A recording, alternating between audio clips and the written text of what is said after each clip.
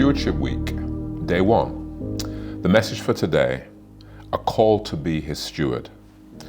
Let's read from Matthew chapter 25. We're going to do 14 to 19 verses and then verse 28 to 30. And it reads, "For it will be like a man going on a journey, who called his servants and entrusted to them his property. To one he gave 5 talents, to another 2, and to another 1, to each according to his ability. Then he went away. The one who had received the 5 talents went at once and traded with them, and he made 5 talents more.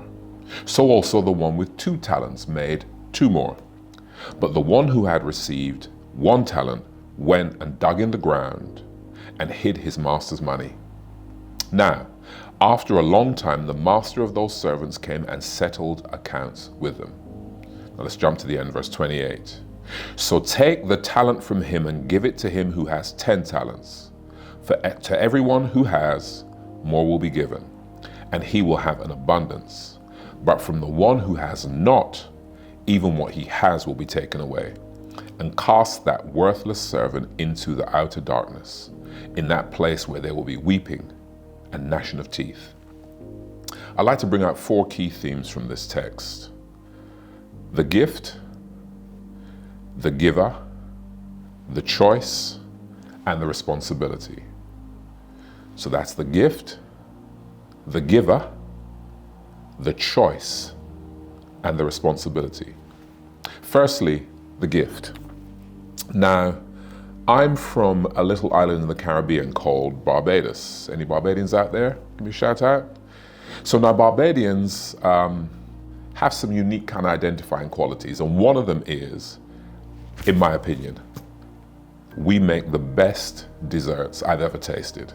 We have things like sweetbread, turnover, coconut drops, pone, unequaled, absolutely unequaled, right? But hold on a minute. How much of that has to do with me as a Barbadian?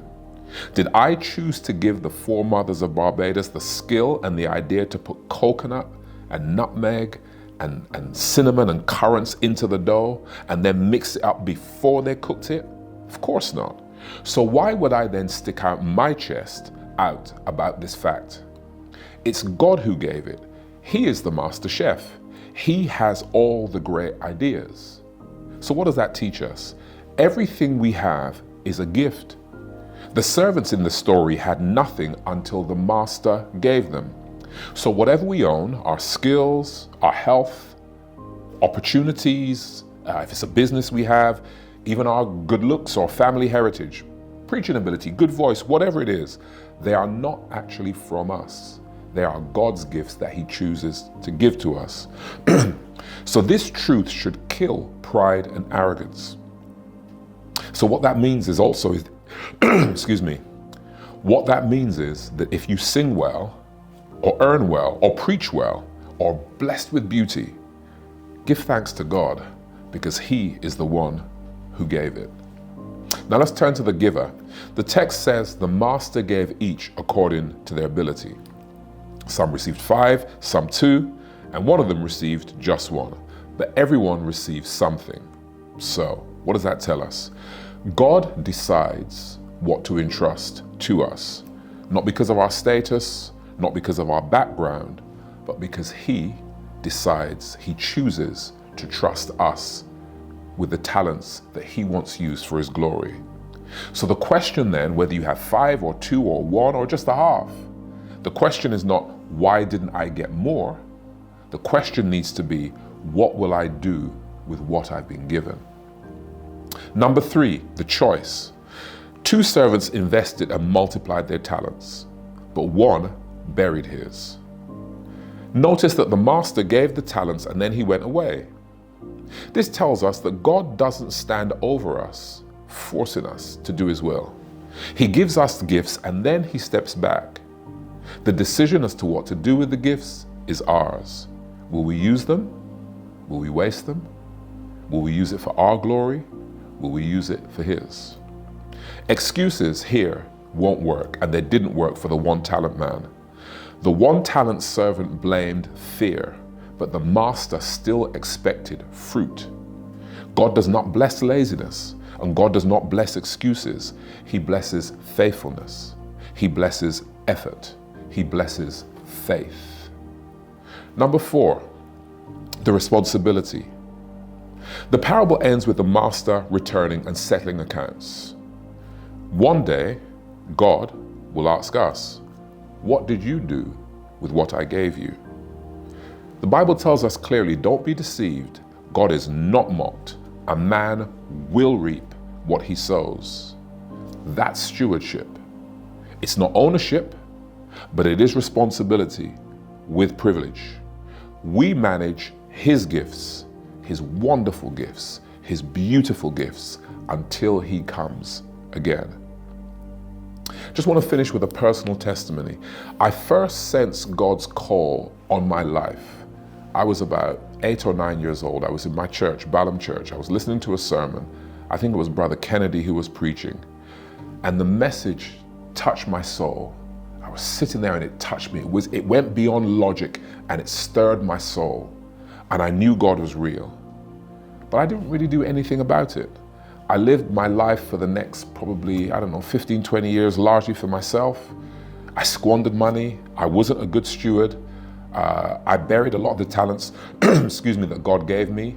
A lot of the talents that I did use, I used for myself, for my own glory. Yet, in his mercy, God came in and he stopped me in my tracks. He reminded me that only he can truly satisfy me. I tried many different things to satisfy myself, and they're satisfied for a while, but it never lasted. So God showed me in his mercy, by stepping into my life and stopping me in my tracks, he showed me that even though I'd been unfaithful with the gifts he gave me, he still trusted me to keep giving me and keep allowing me to have those gifts. That is grace. So God has called us to be stewards. He chose you, not the other way around. Jesus made it clear, you have not chosen me, but I chose you. And I've called you to bear much fruit. So today, on day 1 of this stewardship week, let's recommit ourselves to use his gifts faithfully, not for our glory, but for his kingdom. Amen.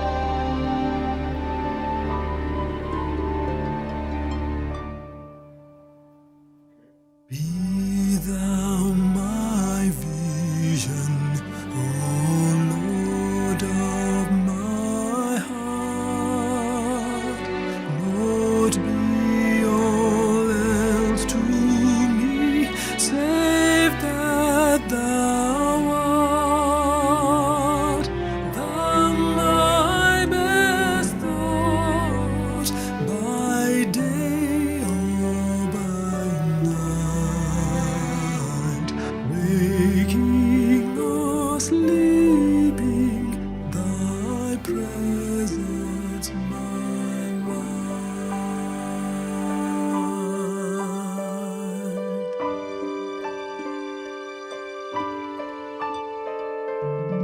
Be thou my wisdom, be thou my true word.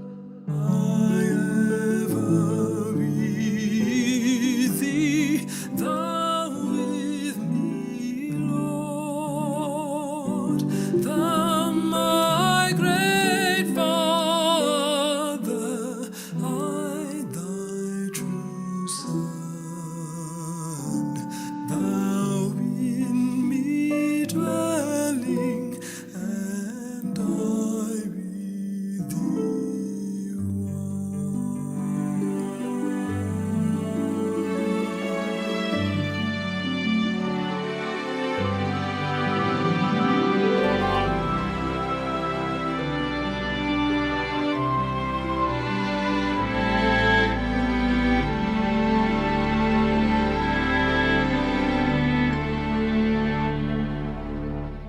Dear Lord and Father of mankind, forgive our foolish ways. Reclothe us in our rightful